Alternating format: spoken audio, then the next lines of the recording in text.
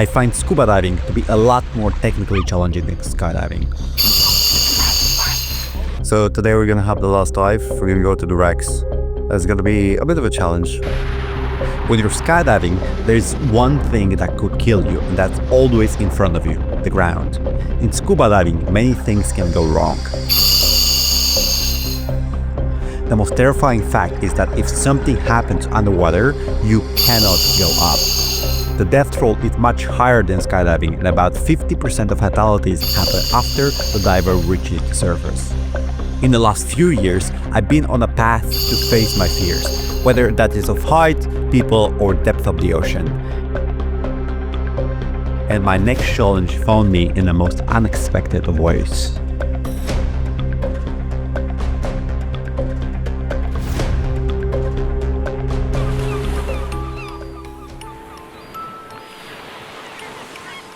There was once an old sailor who returned home after many years at sea.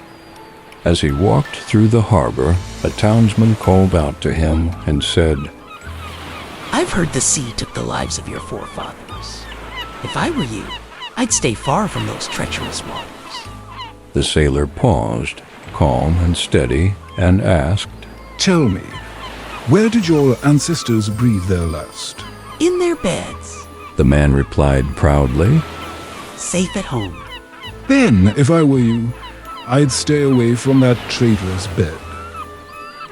One thing I learned in my life is that you can't run away from your fears forever. One way or another, they will find their way back when you're least prepared. So your best bet is to prepare for it in advance.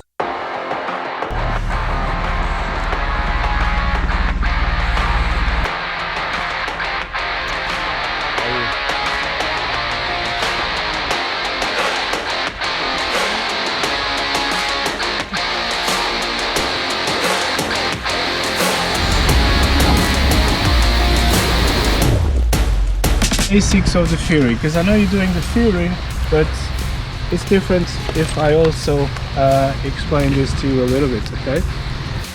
Scuba diving is a fascinating discipline because it is more technically challenging than one might expect. Are you guys okay to start straight away? The number one concern in scuba diving is rapid ascent. Something happens to the diver, causing them to panic and ascend quickly to reach the surface. A very intuitive but equally deadly move. This can cause air bubbles to enter the bloodstream or decompression sickness, both of which can be fatal. This sounds more terrifying than skydiving, which brings me to the next question. Why is it that the normal person is roughly 100 times more likely to go scuba diving than skydiving when the risks are pretty clear? Diving kills more people and much more painfully than skydiving, yet the popularity of the sport is inversely proportional to the risk factor. There is a long list of things that can go horribly wrong in a dive that running into a shark seems like a preferred option. Are we afraid of what's really dangerous? Or is there something much deeper to be understood about fear? Fear is not what we think it is. It is commonly believed that fear is a threat detection mechanism designed to signal us when we are in danger, keeping us safe. But let me ask you this question. If you had the choice to run into a deer or into a shark, which one would you pick? Bambi v Jaws, it's an absolutely no-brainer, right? A cute little deer compared to a giant ancient killing machine. The reality is that for every person killed by a shark, 88 people die in collision-related accident caused by running into a deer. So if fear isn't directly proportional to danger, what is it really about? I was on a quest to find the answer to this question when the challenge found me in the most unexpected of ways. When I was 10 years old, my sister asked me, "What do you want to be when you grow up?" And my first answer was, "Mask vigilante." But after closer consideration, I said to her, "I want to become an underwater explorer."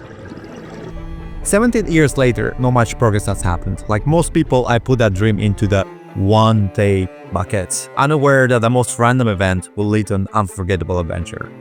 I'm a very diligent person and I get upset when I make stupid mistakes. One day, I ended up at home with a large box of coffee pods just to find out they didn't match my machine. As a form of self-punishment, I decided to give away the box and forgo coffee for a week. We have a wonderful local community in the Algarve, so I made a post saying that I'm giving away the box to whoever happens to need it. Ana responded to the ads, and the next day I met with Pedro for the handover. Very unexpectedly, he invited me to partake in a boat tour the next day. What do you say to someone who's about to face a fear? Take a deep breath. But what do you say to someone who has a limited amount of air? Fear doesn't live in a moment, but in the moments before the action. It is imagined, amplified, and overthought. But once you step in it, fear disappears and something else takes over. Focus, calm, and even joy.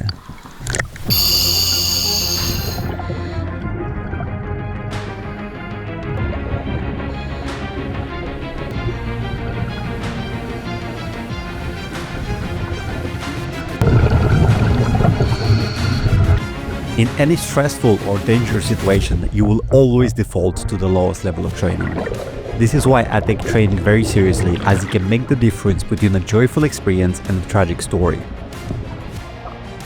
I see everything difficult through the lens of training. While it is not always about being courageous, preparation is the most critical part. Courage without the proper training isn't courage, it's recklessness.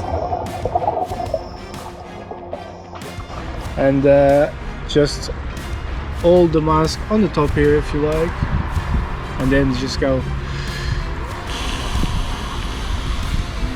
Before you go into the pool, before you even put on the suit, you need to understand that scuba diving doesn't forgive carelessness.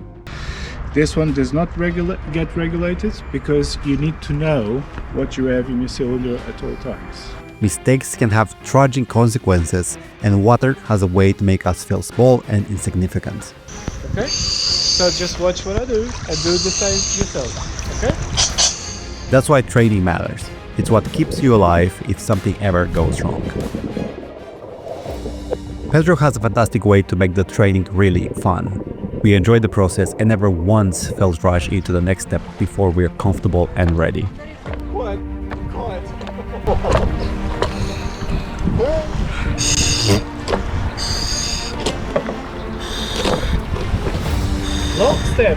Long step out. Okay.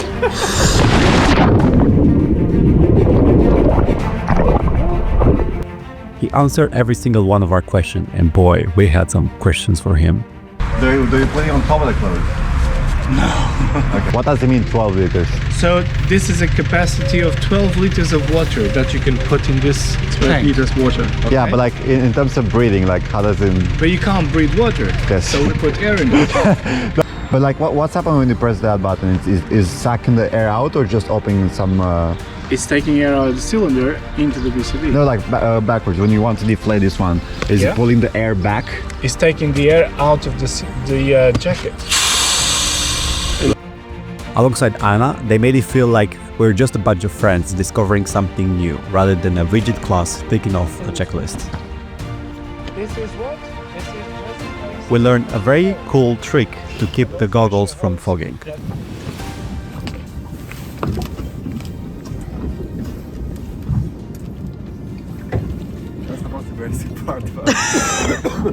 It reminded me to be grateful, as it's the people who make an experience unforgettable. That took me back to the moment I met them for the first time.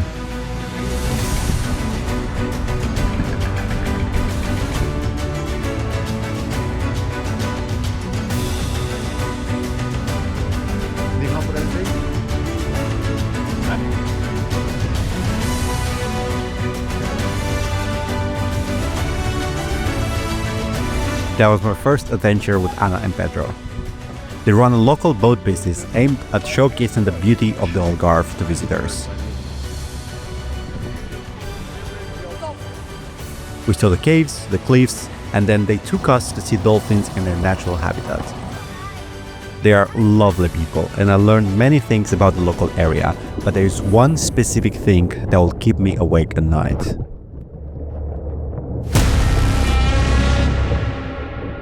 There are several shipwrecks in those waters.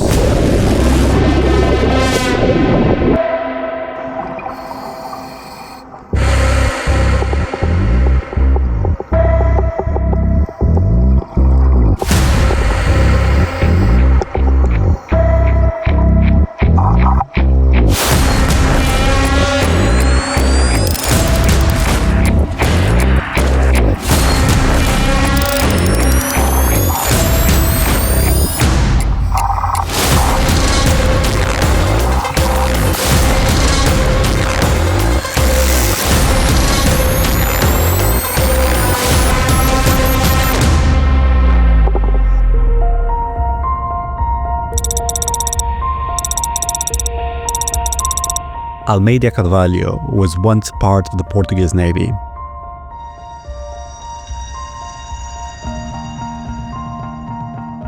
For many years, she patrolled the Atlantic waters of Portugal's coast, training sailors and standing guard over the horizon.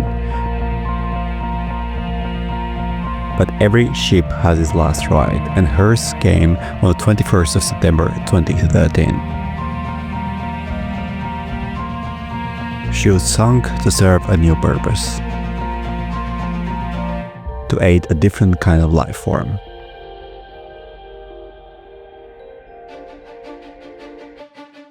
After a lot of training and preparation, I was finally ready to fulfill perhaps my longest life dream. So today we're gonna have the last dive. We're gonna go to the wrecks. It's gonna be a bit of a challenge, but I'm really excited about it. There's no me. Almeida, Carvalho, you're gonna go.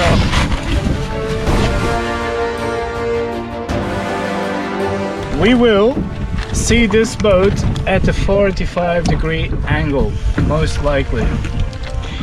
It's actually turned that way, so it is port side leaning. Then once we are there, we will do... No, not you, you're not coming. Then we all do a safety check, make sure all the air is good, make sure everything is comfortable, make sure we don't have any leaks, make sure all is good. One of the biggest challenges we had in previous dives was visibility. That makes it a fantastic place to train, as you'll develop excellent navigation and awareness skills, but not so much if you're up to enjoying yourself and having a tremendous view. What do you think is going to be the visibility now? If we have 3 meters, I'm happy.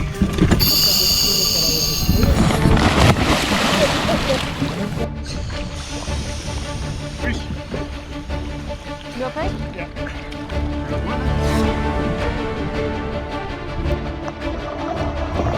Go to 5 meters, we do a second check. Is everything good? Is everyone okay? Nothing leaking, it's all good. We'll be descending, we get to this part of the ship.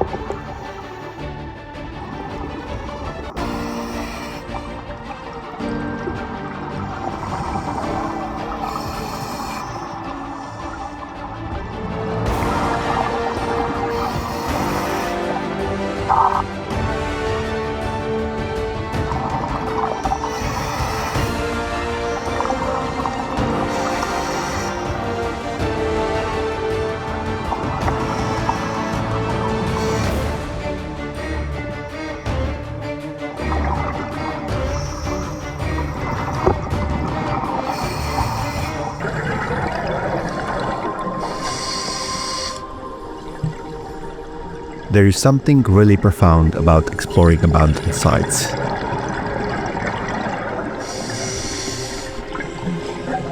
You can see the shadows of what once was alive.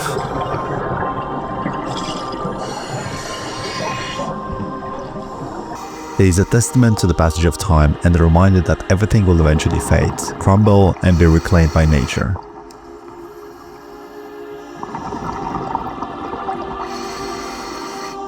Looking back, I can only be grateful for the fantastic people who made this whole adventure possible. Pedro showed a lot of dedication in the training process. Besides his relentless support, he literally saved my life on the last dive. I was slightly agitated throughout the whole experience, which made me consume the air reserve much quicker than the group. He shared his oxygen and helped me get to the surface safe and sound. Ana was also with us on all training sessions and dives. While we were under doing the fun part, she would wait on a boat for the duration of the dive to ensure everything was going well. At the end, she would serve us warm tea, snacks and water to help us warm up and decompress. It was a humbling experience and a reminder that dreams can unexpectedly come true if you're around the right people. And that incredible adventure can start from something as trivial as buying the wrong coffee pods. I learned to cherish every moment. You never know how the simplest thing can lead to the most wonderful adventure.